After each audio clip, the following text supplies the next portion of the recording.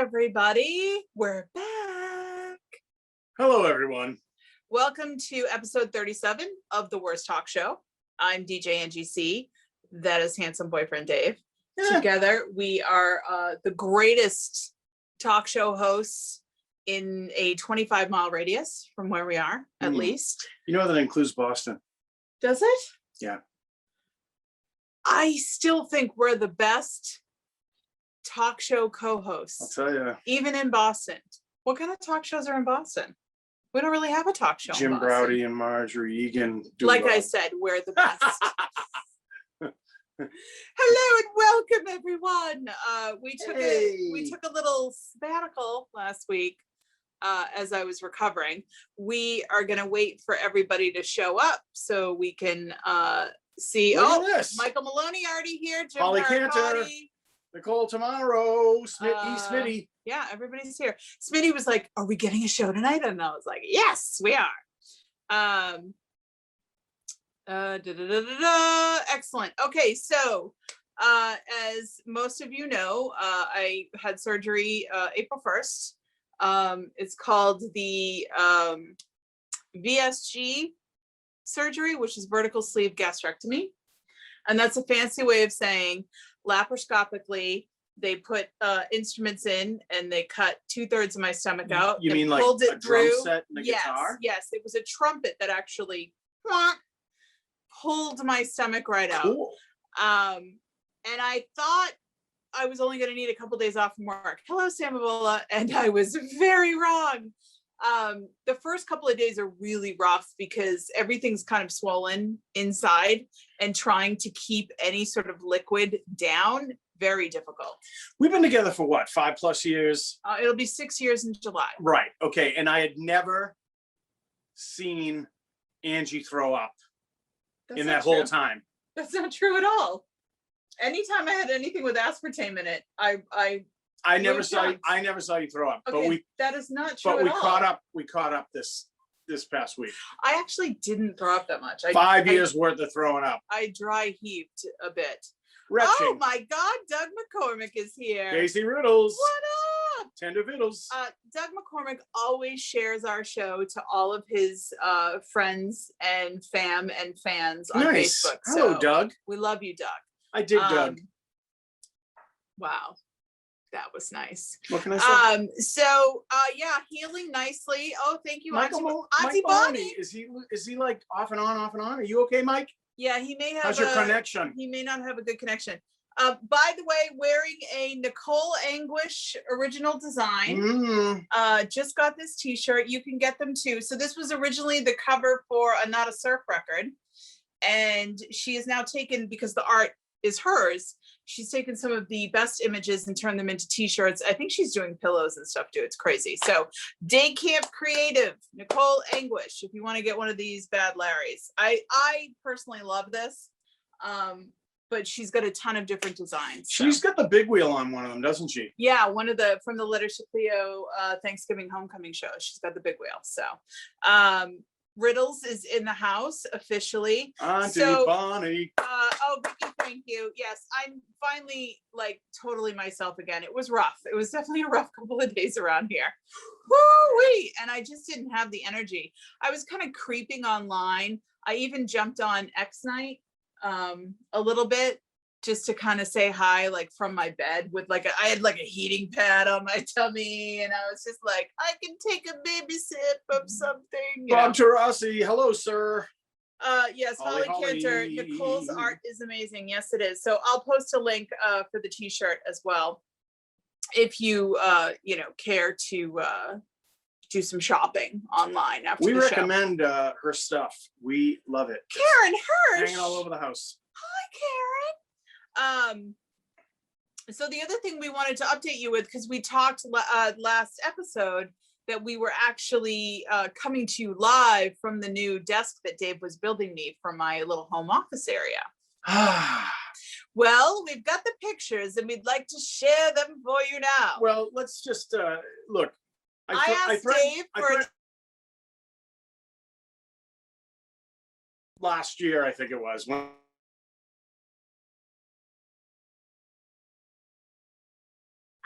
Look at that's a lovely Kevin shot to be stuck right with. now, but oh, good Lord. Now we're all very dizzy. Okay, we've gone past the first photo. Let's go back to the first photo. Let's go back to the first photo, if we can. That's the side view.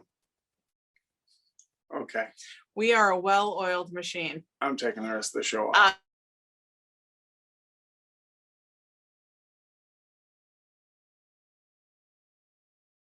And we still can't get to the original photo that actually shows the desk as it's supposed to be. You're missing one of the photos, Kevin. Oh man, the one, oh no, that was the good one. The one at the top. There we go. There it is. It just shows you the concept. So that's Boba Fett's helmet, complete with all the little dings. There is a piece of wood showing that is going to be covered soon. You weren't supposed to say anything. Well, you know. These people don't know. Sam Avola says amazing work, and Sam knows what he's talking about. Thanks, pal. Yeah. It's three-dimensional, the faces. Those are all layered. The pieces of the helmet, the face mask. And what would you say the dimensions of the desk are? That's a good 5 feet across. Yeah. Yeah. See, what size monitor is that on the left side? I mean, that's a full-size executive chair behind it. So it's a good size desk, guys. It's very large and very sturdy. If Kevin does end up showing you the other pictures, you can kind of see how well it's built. And he even built a stencil for the Mandalorian bantha skull signa. Is it a signa? Signet is engraved in part. The top is L-shaped. Yeah. Actually, it was my brother Tom's bathroom door that I made into a tabletop. Yep. Painted, sanded, cut. Yeah. All that good stuff. So as he's flipping through the pictures, I think there's another side view, but then there's the bantha skull signet. Anyway, so if you're a Boba Fett fan and you want a desk, $3,000 and it could be yours. There you go.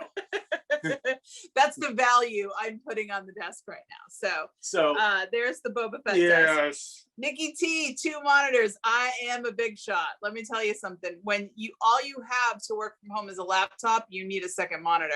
Oh my goodness. Sammy, I made it up as I went along, pal. Oh, Auntie Bonnie says nice job. Thank you very much, Auntie Bonnie. I love that. Love the edge so nothing rolls off the back. Great design detail. Dave is meticulous about that. It means that the job will be done a little bit later than originally intended. However, 1973, if you started a job in 73, I mean, 82 would probably be, I would stretch it out to. You know what? He just likes to improve as he goes. And so it does take time, but that's craftsmanship, I think. Oh, I'm crafty. All right. You are very crafty. So there is our beautiful Boba Fett desk and I will post all those pictures as well. So the third thing I wanted to update you guys on, and I know this is more for the ladies. Sean O'Brien's here. Hi, Sean. But I don't know about you, but since the pandemic, one thing that went right out the window budget wise was manicures. Couldn't do it, couldn't afford it. You have to go every couple of weeks, especially if you do like the fancy nails and the fills and all that stuff. Listen, you can be honest. I didn't have the money. I'm just being honest. I used all the money for the desk. That's not true. Anyway, so my friend Nicole Duggan was, I appreciate she's got a great hustle going on. She's selling these Colorstreet nails, and it's really just the nail polish in a sticker form. Ellen, listen closely, so Ellen. Look at these nails, right? I love sparklies. That's my jam. This was put on over a week ago. No chips, no nothing. So they're very inexpensive, and you just like put them on yourself and you put it on the nail and then you peel off the excess, and it's fantastic. And so I will post, it's Nikki's Nail Files on Facebook, and I think it's colorstreet.com/Nikki's Nails, New Hampshire, NH. But I will post the whole link if any of you guys out there are just not in the budget right now to go and get a manicure, or you just don't have time to go and get a manicure. I'm telling you, these are a godsend, and I'm so excited. I'm not getting paid. This is not an endorsement. I'm just like thrilled with the nails, And of course, we love Nicole. So I met Nicole years and years ago Nicole. at Duggan at a Letters Cleo show, I believe. She's a super Letters Cleo fan. So hey, Ellen, Bob Tarasi likes the nails too. Ooh. You can use them on your toes too, Ellen. Yeah, you can. And no polish involved, and you can take it off with nail polish remover. They're just stickers. It's fantastic. They stick right on. I love it. So that's that. Need the nails, fancy. Bonnie, Auntie Bonnie, when I was little, Auntie Bonnie had the best nails, and I'd never experienced like actual Barbara Streisand, like pow nails. And I remember she said to me, like, watch out. If you do anything bad, I'll scratch you. Totally remember that, Auntie Bonnie. Yep. She was scarred for life, Auntie Bonnie. She never forgot it. She cries about it sometimes. That's not true. Sister Sharon Dow is here. Hello, Sharon. Hi, Sharon. I know you. Brandy's here too. And I look fabulous. Well, I mean, that's a given. Thanks, Francis. So that's that. We're all caught up now. Were we good? By the way, Ellen says your nails are gorgeous. A lot of stuff to get to, obviously, because we watched 2 weeks of things. Let me just say, some of the things I watched were absolutely terrible. I just didn't want to think about my recovery. I just needed anything to get my mind off the fact that I was getting used to my new TT, tiny tummy. And one of them was called Play for Keeps, which is like some kind of silly drama show from Australia from years ago about Aussie rules football. Oh yeah. And the wags, the wives and girlfriends. And I even got you sucked into a few episodes. No, I mean, it was terrible. one episode. It's terrible. But I used to watch Australian rules football when they showed it on ESPN.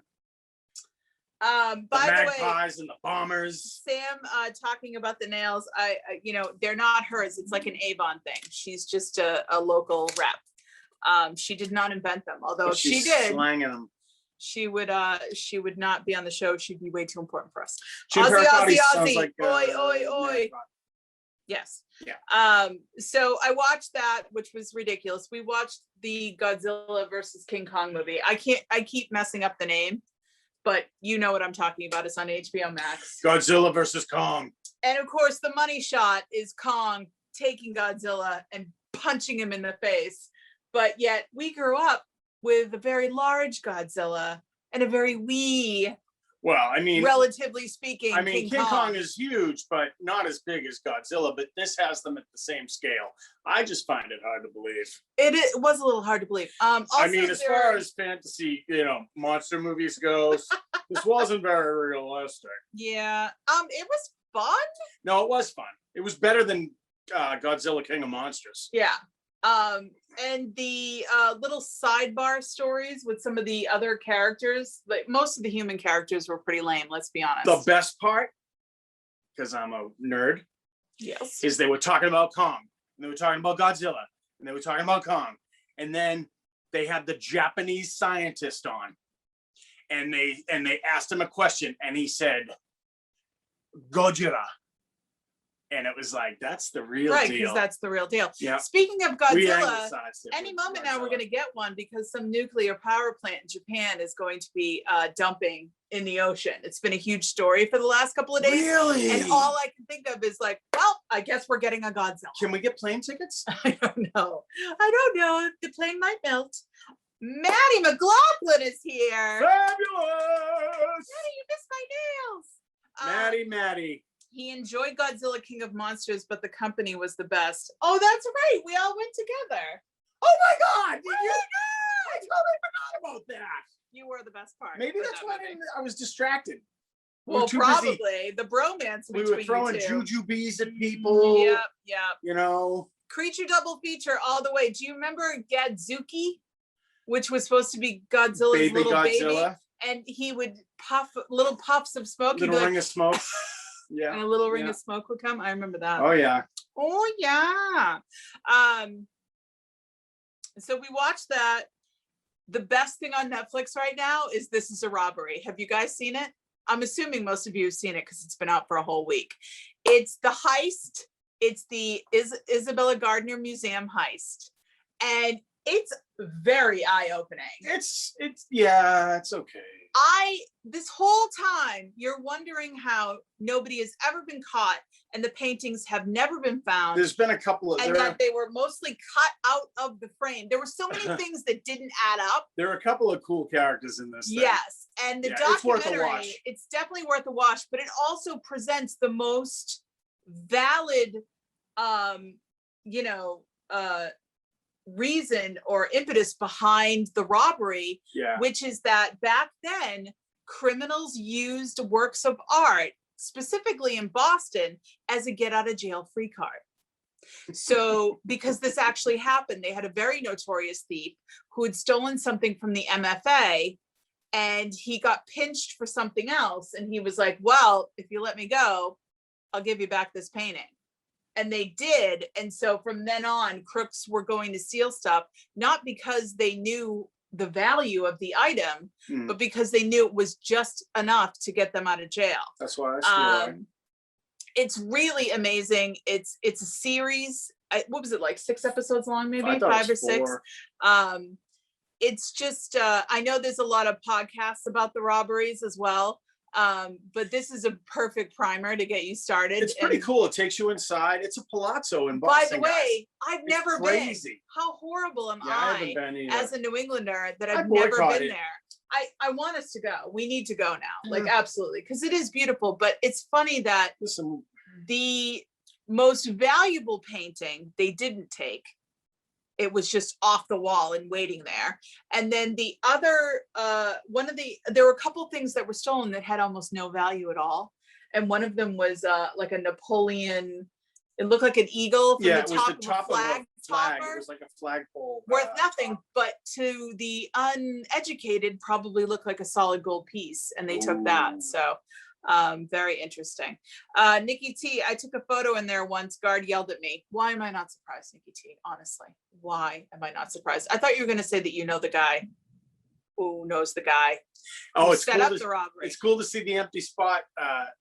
Franny says. Yeah, so they kept the frames up to show, and they're hoping that someday these are going to come back. Unfortunately, they were cut out of the frames and rolled up, and they're in tubes somewhere in a storage facility. Well, so even when they come back, probably not going to be great to hang damaged. Out. Yeah. I'm trying to definitely need to see it. Sean O'Brien says, I went there the week before the robbery. Ooh. The funniest bit is that the security guard that sort of accidentally opened the door 20 minutes before the robbers showed up was in a band. So this happened in the late 80s or the early 90s, right? I believe so. And so he's in a band, and they actually had footage of the band, and the band was this jam band, and I can't remember the name off the top of my head, but I know you guys remember. Oh, I wish we remembered it. Come on now. Terrible band. Sam Mavola. That happens every time I go. I took a pic of him yelling at me. That's so funny. Did you say it was on Netflix? Yes, Ellen, it's on Netflix, and it's called This Is a Robbery. And I'm telling you, you're all going to love it. It's fantastic. Yeah. Sister Sharon says 1990. Because I remember seeing the name of that band in the Boston After Dark listings on FNX. I don't know if you guys remember that. Boston After Dark. A look at what's happening around town from the pages of the Boston Phoenix and WFNX. And That's then exactly it. And then we'd be like, so tonight, Bib Stella Bim's playing at TT's and whatever. But like, this was one of those bands that was just always in the paper. It's just kind of funny. So Texas guitar player Stevie Ray Vaughan is playing at Harper's Ferry. Like I heard that a million times. Really? Yeah. Didn't he die in the 80s? I'm not saying I heard 80s? It after that. No, okay. He died in 91. Oh, all right. But thanks. My ex-husband was at that show that he died at. Only cool musical thing my ex-husband had. Thing is, he was in charge of helicopter maintenance. That's not true. Not true at all. The video of that band, what venue was it? I could not make it out. It was a party venue. It wasn't a real music venue. It was like in the basement of somebody's building. It was a party venue. Yeah. So Sister Sharon has now become the co-host of our show and answering questions before we do. So if you need anything, Sharon's right there for you. We are back into the British Baking Show. Love it. we actually went backwards. Yeah, we're in a really old season now. It was the first season that Prue took over. So Prue and Paul are together, and the first season with the comedian co-host, the goth dude, and the little chick from Absolutely Fabulous. She's from Absolutely Fabulous. Yeah, well, she's been in everything, but she was an Ab Fab. I think that's how I first got to know her. And the best thing about watching the British baking show now is I can't eat any of that stuff. Even if I wanted to, I'd probably, I just can't. So it's nice. Although I did make sugar-free pudding last night while we were watching, and I felt very decadent and lovely. So. And then, just like soup, the next day, it was much better. Yeah. We'll talk about that later, but especially if you guys can't do aspartame, any sugar-free Jell-O pudding or any of that stuff, it all has aspartame in it, and it makes me sick. So I had to go online to find something that isn't sweetened with aspartame. I mean, obviously I wish that I could eat stuff without sweeteners in it, but that's just not happening right now. Can we talk about something else? Yes, of course. Great. Go ahead. What's next, honey? I think moving forward, we should probably have you forgive Sharon, because now she's crying. And we're gonna segue from the British baking show to the Great Pottery Throwdown. It's back, you guys. It's Britain, and it is fantastic. It's funny, Kendall walked in and she was like, I thought the show was over. Anybody like Dairy Girls out there? Dairy Girls? Yes, we have a lot of our pals online that watch Dairy Girls. Well, the nun, the sister, Siobhan McElhenney, or whatever her name is. She's the new host. She's the host. She's great. Yeah, she's pretty cool. Very bright, oddly colored lipstick, yes, but otherwise totally great. Yeah.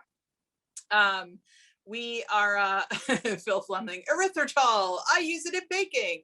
Yep, stevia and sucralose and the other ones. Yes, McSweeney. McSweeney. See, Sharon. Siobhan McSweeney. You know what? Sharon should have co-hosted the show with you while I was recovering, while I was convalescing on the couch. But who's to say we just do our own show?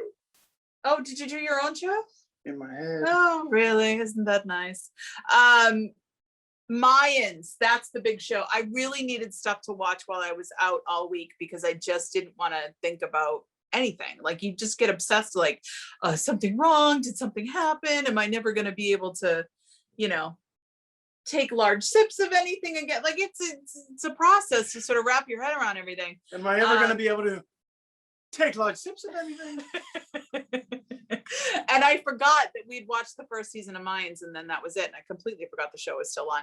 And the show's creator is Kurt Sutter, and a kid that many of you may know from Boston. And he was part of the FSU crew, which was not awesome, but he worked security, worked the door on Lansdowne Street, Elgin James. And so I love that there's that Boston connection. So I wanted to give it another shot. It's fantastic. Yeah, it's a good show. It's very good. And it's very good to binge. We are now. I love the Latino thing, the California. Yeah, I like it. Oh my God. It's so great. And there's really nobody white in the show. I mean, there's like one girl. It's like one token white girl in the show, which is fantastic. We need so much more of that on television. Yeah, it's pretty cool. As far as representation. A lot of good characters. The first 2 seasons you can binge on Hulu, and the 3rd season is now episodically. I think we're in like episode 4 or 5 right now. Edward James Olmos. That's all I have to say. Yeah, of course. Can you have a show like that without Edward James Olmos?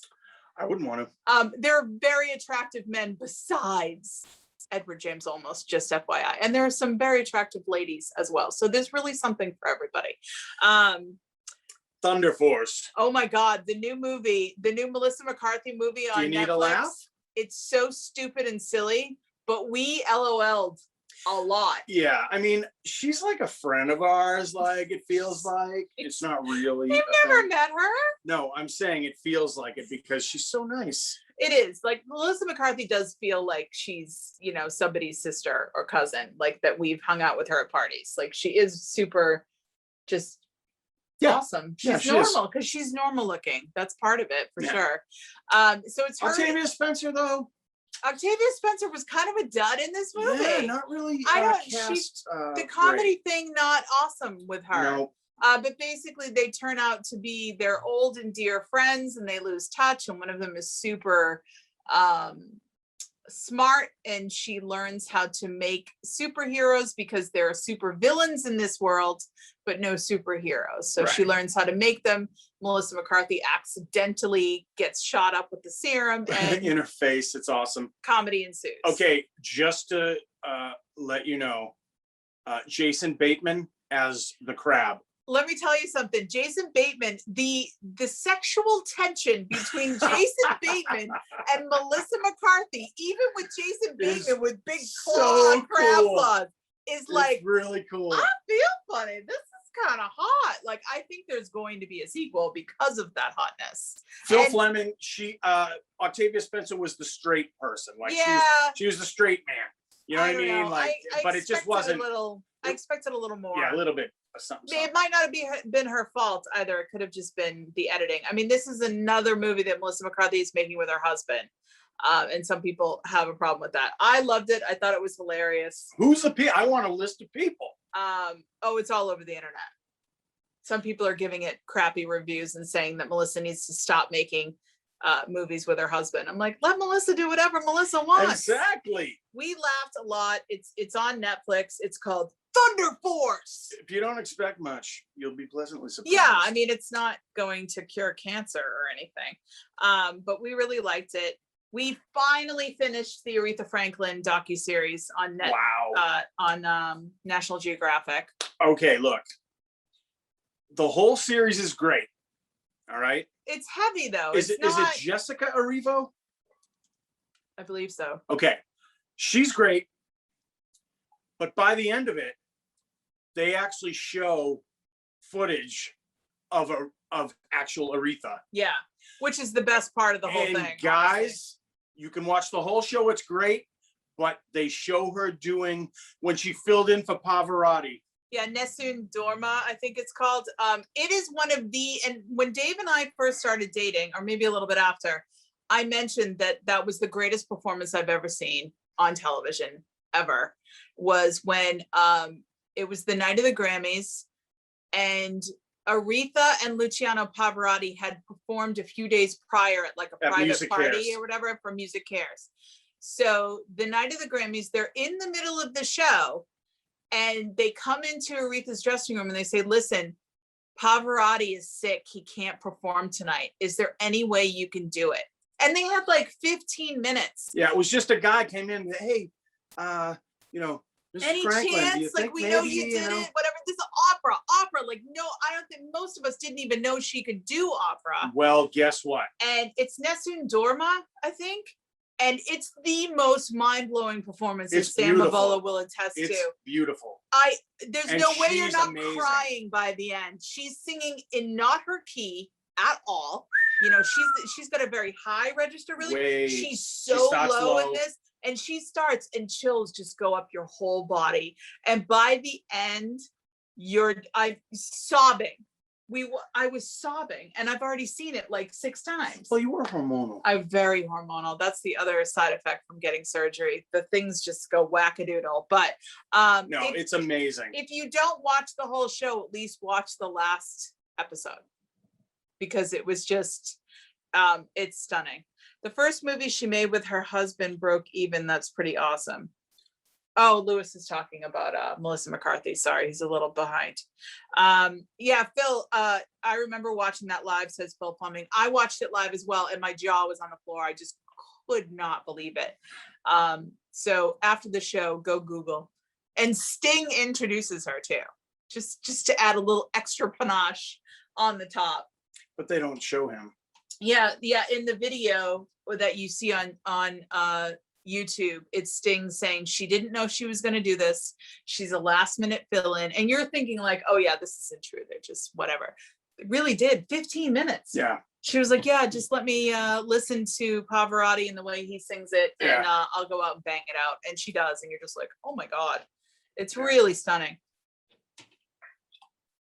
Sister Sharon did not know about that performance. Well, if you didn't know about that one, did you know about the one in the church back in the day? What was that one called? Okay, so there was a documentary that never came out until this past year that Sidney Lumet directed, and it's in one of her old church. I don't know if it was her old church or not. No, it's a church in Oakland, California, I believe. She did a whole gospel record, and the footage was never released, but it's now on Prime Video. It was all live in a church. It was all recorded like just live, and over 2 days. If you've watched the Nat Geo show, you'll know this particular pastor, who's the music director, was one of the original pastors when she was a child. Yeah. That worked with her dad, the Reverend. So really good. I think, yeah, it's called Amazing Grace. So unreal. There's that. Yeah. Shall we move on to the music, darling? I don't know. I mean, can you really move on from Aretha? Anything else that everybody's watched that they need us to watch that you feel we're neglecting? You just let us know. But until then, we're going to move on to music. Lots of great music coming out. Abby Barrett Band, new song, and it's on all your favorite platforms. I listened to it on iTunes today. Thank you very much. Or Apple Music, I should say. The song is called Blood and Bone. You can find it on Bandcamp as well. It features Ed Velasquez, Rice Edmondson, and Mike Oram. It's recorded by John Lupfer at Q Division and produced by John and Ed. And the best thing about this song, and it's a little bit of a departure for Abby, I think. It's a little bit more mellow. I don't know. I mean, it's definitely got a different vibe than some of the other stuff that we really like from Abby. Not that I don't like it. I do really like it. But it's definitely a bit of a departure for her, and I'm interested to hear what the rest of the record sounds like. But the best thing about this, if you purchase the song, and I imagine this is on Bandcamp, but it could be for everything, 25% of the proceeds will go to the Indigenous Environmental Network. Isn't that awesome? I love that. So you can, help Abby, but also help the Indigenous that we've pretty much destroyed around the world all the time. Lewis Warren I saw that in Nashville at the theater. Yeah, he said it was filmed in LA. In LA. I knew it was California. Yes. Holly Cantor agrees. The Abby Barrett song is great. Mm-hmm. So please definitely have a listen to that. We will, of course, post the links to all of this stuff, hopefully by Friday. Sean says it's great, has a beautiful dream pop vibe. Yes, that's it. Dream pop. Yeah. It's very sort of ethereal in a way. I really liked it. Dreamy. Yeah, it's dreamy. Abby Barrett Band, go get it. The song is called Blood and Bone. Which is kind of misleading, right? It's not about, blood or bone, really. I mean, when those lyrics are in the song. Yes. But it's not really a gory song. No, it's not. I'm sorry, it wasn't some sort of zombie. Speaking of zombies, by the way, I may lift my ban on zombies because I hate them. I won't watch anything. Won't watch The Walking Dead. Army of the Dead with David Bautista is coming out at the end of the month on Netflix. Watch it now? Is it Dave Bautista? Really? It's not just Dave Bautista. It's also the fact that the zombies are different and they actually are intelligent and they wear cool, fancy outfits. Oh, so you only like smart zombies? Yes. In a word, yes. I don't know. It looked cool. They go into Vegas, which is now completely blown out. And they have to steal a bunch of money, and then all the zombies. They're out to steal hundreds of millions of dollars. Yeah, it was kind of like Ocean's 11 meets The Walking Dead, which I'm sure is exactly how it was pitched to the network. Nikki T, with you, zombie are so dumb, yawn. Thank you. It's not my thing, but this one I'm willing to lift the ban for. So definitely check that out, or at least check out the trailer right now, Army of Me. So Red on Red Records. We've got some friends on this label, and they're doing an April showcase. It's happening this Friday, I believe at 8 p.m. And it is technically free. They're going to post the link for you to watch it, but there is a suggested $10 PayPal donation. So with that being said, we're going to have the new video from Andrea Gillis. Yep. Which her new song, we totally thought it was a Hoodoo Gurus cover for the first minute of the song. Yes. To the point where we were arguing. I'm like, this is a cover. this is a cover. And Dave's like, it's not a cover. And I was like, oh my God, it's not a cover, but there's a whole riff. It's a jangly. That absolutely is the Hoodoo Gurus. It's amazing. Yeah.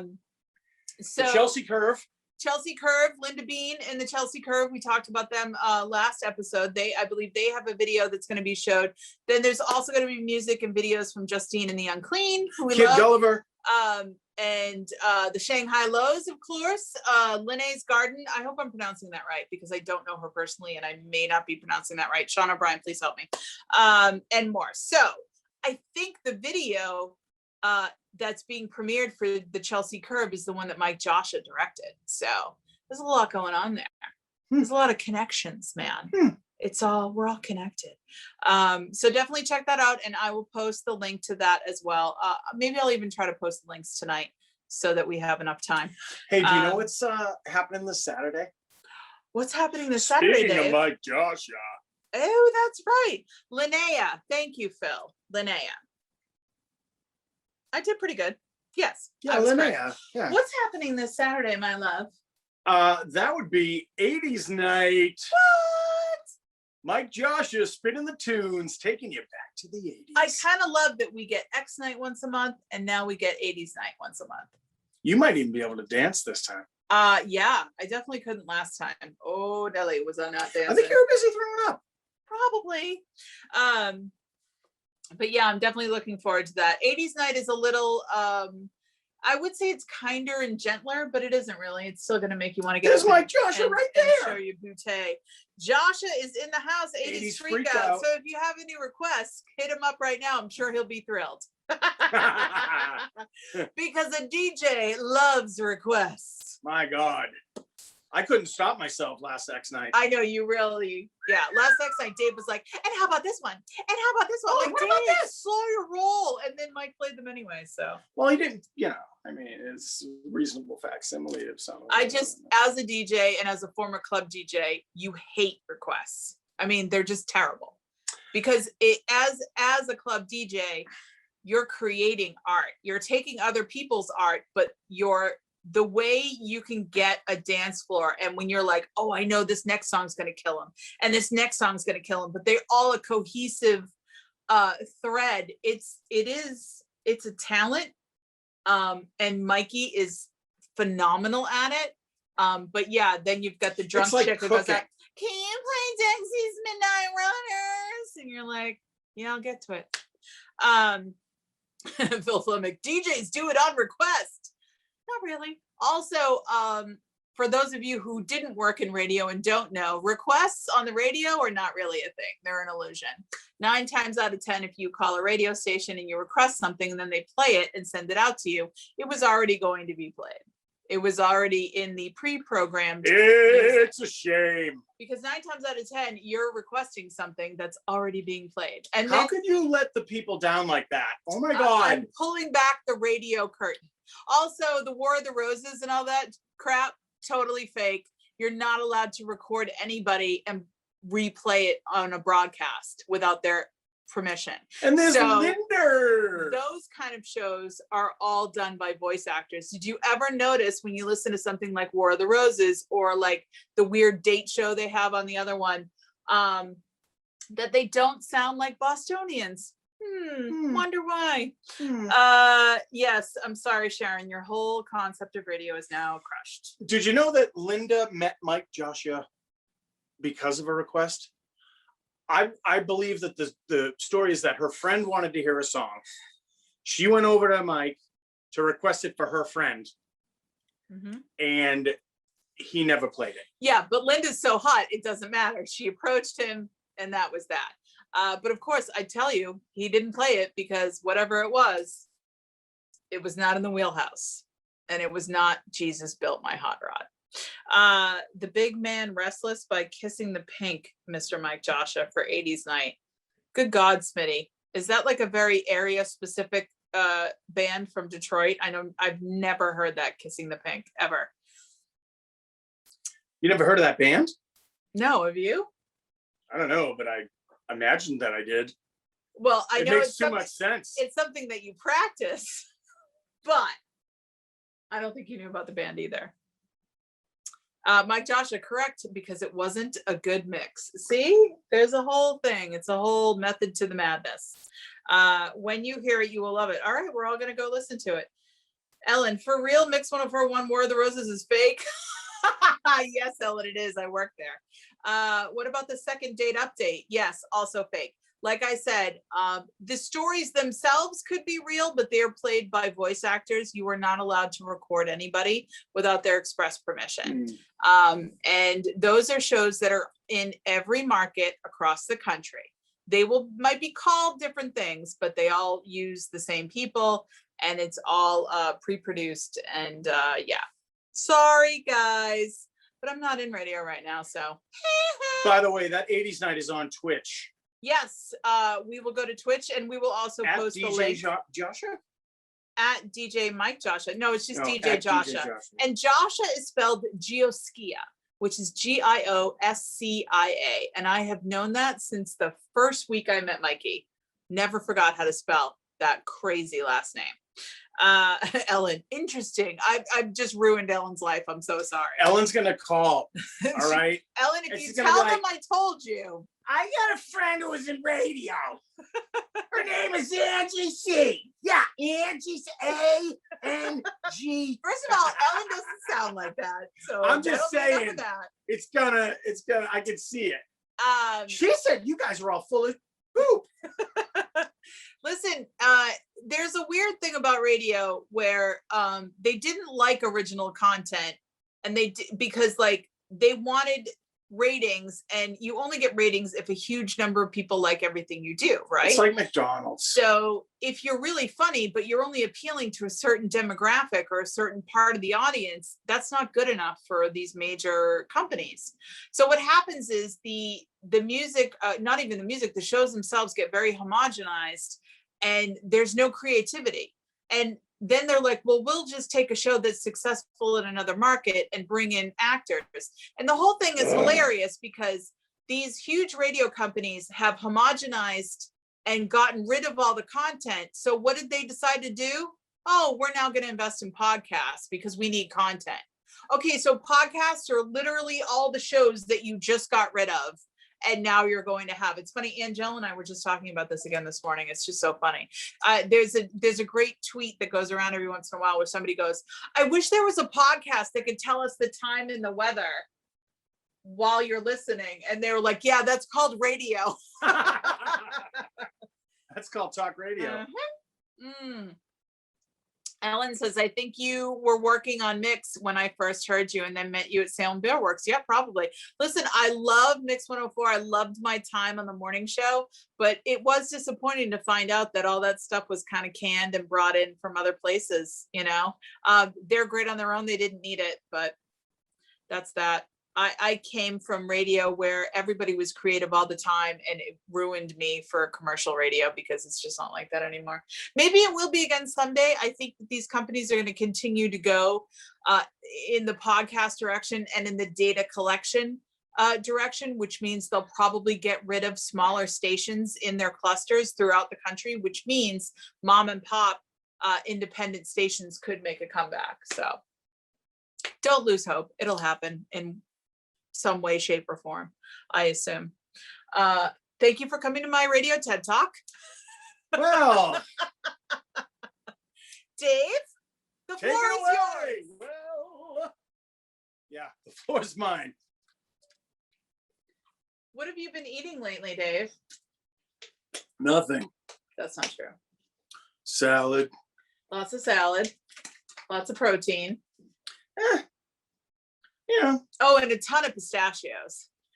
Well, somebody's father gave us, we went over to visit Angie's father, Mike, and he's like, listen, we can't go visit my dad now without him making us leave with stuff. Hey, take that. You know what? He's trying to get the house ready for sale, but I don't think he wants to pay people to move. So basically, every time somebody comes to visit, he gives a pile of stuff to them to leave. Like a cookie jar full of shelled pistachios. Right, because my dad's thing was always pistachios. My dad has some teeth issues now, so he can't really eat them anymore, but people keep bringing them. And my brother Danny told me a week prior They he were had left with delicious. pistachios. They were delicious. Yeah.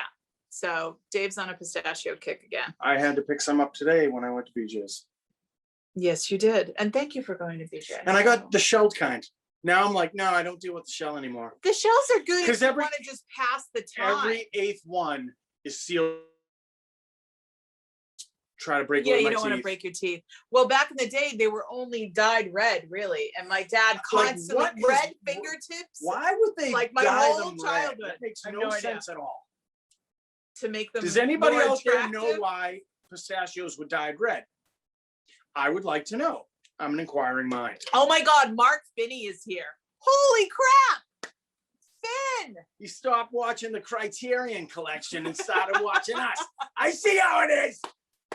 Mark, you really are very into the Criterion Yeah, Collection. it's all right. But I'm happy I've you're been here. catching up. Louis myself. Warren, a jar of pistachios is like $300. Is it really? Oh, it's I not, guess they're it's not cheap. Yeah. You know, back in the day, the cashews were the hot ticket item. Like my mom would literally put out nut mix and she would yell at all of us to stay away from the cashews. The cashews are for the company, she would say. You eat the dirt. There's dirt on the floor. You eat the Brazil nuts. Oh That's my what God. you eat. Brazil nuts are hot, guys. I gotta ask everybody. Are Brazil nuts like cilantro? Like some people like it, they eat it, they like it, and to other people, it just tastes like soap. So we have the answer. Foreign pistachio producers dyed the pistachios with a bright red color in an effort to hide the stains and make the nuts more appealing to consumers. Thank you, Maddie McLaughlin. What stains would those be, Maddie? And then Nikki T says, due to antiquated harvesting methods, nutshells were often left with ugly stains and splotches. Thank you for the follow-up. I love that you guys wikied that. That's fantastic. The shells didn't look good, so Nice. they dyed them to look more appealing. And my dad constantly had red fingertips. And there were pistachio shells riddled all over every car we had. And back in that day, when you were a little kid, you could sit between your mom and your dad in the front seat. Yeah. And Gabby sat there, my sister Gabby. Now this is important because there was a particular ride we took, and then later that day, she had something stuck up her nose, and they had to take her to the doctor to figure out what was up her nose, and it was a pistachio shell. Kendall took one out And you know what? the ashtray and Her shoved it straight up her right. nose. Your father never got in trouble for putting it up her nose, did he? Oh no, she did it herself. So back to what I was talking about, all right? Okay, Can I talk for a minute? please, I want you to talk for the rest Jeez, of the I'm show. pro. So anyway, the cilantro thing, right? Yeah. Some people dig it. Some Right, people, that's a mathematical fact. Like that's a scientific fact Right, now. To right. some people, it some tastes people like it tastes soap. like soap. Yeah. Okay. Now, is the same thing true of Brazil nuts? Because, I mean, The Brazil nuts are the big home.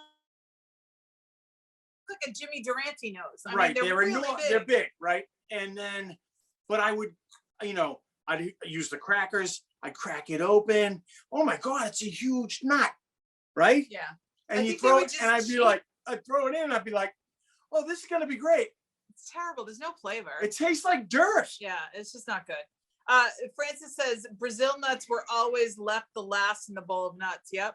I mean, the peanuts were definitely at the bottom, but Brazil nuts, you're right. But we just found out, because Angie's been looking at all this stuff now with the changes in the menu. Yes. Brazil nuts, pound for pound, are the fattiest Are they of really? the nuts. So not only they not tasty, They're more but- fatty than macadamia nuts. Wow. There's a great meme. Or they're and- more and calories. or not even a meme. It's just a picture, but it shows of what 100 calories worth of nuts are, and it shows all the different nuts. So the number one is pistachios as far as the amount. You get a That you can really eat, hefty amount of pistachios for 100 calories. Right. And then it's peanuts, and then it goes, Yeah, yeah. and obviously macadamia nuts are not, And then they get a Brazil lot of nuts are those, even but- more. Yeah, They're the isn't that worst. funny? By the way, in Brazil, paracotti. In Brazil, they just call them nuts. Thanks, Jim Berko. I swear to God, Jim. Good night, everybody. Jim, you're going to have to co-host the show with us some night so we can see if you're really this funny and this quick or if somehow you have help. Because I almost don't believe it. Wait a minute. My sister Sharon says that her boyfriend and his family, I assume, used to fight over the Brazil nuts. I never liked that guy. Sorry. Never trusted him. Oh my He's God. obviously part alien from another universe. Is he trying out material on us right now? Are you trying to be funny, Scott? Why would you ever fight over Brazil nuts? God. Unless you use them as a weapon. Then I understand. Right. Oh, they would be vicious in a slingshot. Oh, I just thought of something. Yeah, Lewis says a lot of nuts growing up are old and rancid. When a Brazil nut is newer, it's good. Okay, Lewis. Just rain on our parade. Thanks, Lewis. Our hate parade of Brazil nuts was going just fine. So if I picked one off a tree, I'd be satisfied and happy with how it tasted. Oh, Vicky Salapande makes pesto with Brazil nuts. Now that I can see. Do you heat them up? Do you toast them before you put them in the food processor? Brazil I'm nuts? assuming. Could be. Vicky. You can really use any nut. I mean, pine nuts are the traditional. Yes. But a lot of people do a walnut pesto. That's okay. So if Brazil nuts are cheaper, although there's a lot of fat, so maybe that's why. I love a good pesto though. That's the best thing about making, planting basil and harvesting in the summer, because basil grows like crazy and you have so much of it, but you need it to make pesto. You need a lot of basil. What's that? This just in. Nikki T says she loves the taste of nuts. Nikki T's always trying to get a date on our show, and she's not lying. All right. Vicky says no, but I probably should. Here's the thing about nuts, because I just learned this. I have that Ninja smoothie bowl maker now. You can make any kind of nut butter in it, but you do have to toast the nuts in the oven first, because that helps release the oils, and then that's how you can get a smooth butter when you go crazy pulverizing the nuts. Sean O'Brien says that pistachios are great in pesto. Now that I believe. Oh yeah, sure, and adds a little. I believe more that, grain. Sean. I like that. I like your style, son. Mark Finney nailed it. I got the recipe from Frida Love Smith's book. Oh, I love her. And Frida is Moboto. She is the mother of Boto, Band of Their Own, as well as being the drummer for the Blake Babies and a bunch of other bands. Oh. And she's awesome. And she's one of the nicest people I've ever met. I did say nuts. You said nuts. Yes, I did. I don't really have anything else to talk to. I'm not really eating food right now. I mean, I'm on a full liquid diet, which means I can have yogurt with no fruit. I can have creamed soups, but I have to strain them if they have any vegetables in them. That's wicked fun. Not. I can have V8, which is like the first glass of V8 I had after having all this vanilla tasting crap. I was like, ah! I was very excited. I felt like I was having a virgin Bloody Mary. I tried to get her some celery salt at BJ's. They didn't have any. No, it's okay. We'll get some. Don't worry. Because I do want to pretend like it's Sunday, Bloody Sunday. And just also cream tomato. Dave brought me home 2 huge things of the Panera creamy tomato soup. That's going to last me for a month. Because now I only eat half a cup of anything. So it'll be a tasty month. V8 is great. I forget how much V8 is enjoyable. Sean O'Brien, I love cream of wheat. I do. I don't care who knows. Nikki T wanted me to Dairy Queen for a frap. I think that might kill me right now, actually. But hit me up in 3 months. I can have a little bit of frap, I'm sure. Maybe, maybe not. I don't know. It's just one of those things. Oh, by the way, as of today, I've officially lost 80 pounds. So I lost 9 pounds from the surgery until now. And I will be obnoxious about that pretty much because I'm really proud of myself. But here's the thing. If I ever thought that getting weight loss surgery is the easy way out, spoiler alert, it's not, especially if you actually want to keep it off. It's a lot to go through. It's definitely not an easy fix. Not at all. There's no easy way out. I can't do cream of wheat. Not my jam. I like polenta though, which is weird because it's almost the same consistency. But if we put some cheese in the cream of wheat, would you like it then? I can't have cheese yet. That's not until the soft food stage, which comes May 1st, and you're gonna hear me like hooping and hollering because I can have things like eggs and cheese and ground chicken and turkey. She's gonna want burrata. Oh no, burrata is definitely something I can't have until I'm down at a proper weight. Hell yeah, 80 pounds. That's like a 7th grade girl. Yes, it is. I've lost a 7th grade girl. I was wondering where she went. I've almost lost like a Backstreet Boy, if you're honest. Like they really didn't weigh a lot back in the 90s. But yeah, so that's it. That's our show for tonight. We love you guys. If you had fun tonight, you can always hit up the Venmo tip jar at DJ Angie C to help us with our underwriting costs of the show. Once again, shout out to Nicole Anguish, Day Camp Creative. I'm so in love with my shirt. And yes, I paid full price. Thank you very much. Lots of really cool colors too. This one's called like Heather, Blue Heather. Really like this color. And I did my eyes to match it. It's very blue. Me too. Yeah, I'll have the links to everything, Nikki's nail files, booyah, as well as the Abby Barrett music and the Red on Red Records release. We'll also do the 80s night. We'll do everything. I lost to Ruth Bader Ginsburg, Franny's house. That means we lost her twice. We love you, Bob. All right, Thank we love you guys. Thank you. Thanks for watching, everybody. We'll see you on Venmo, or we'll see you next week, or we'll see you on 80s Night on Twitch this Saturday. Bye.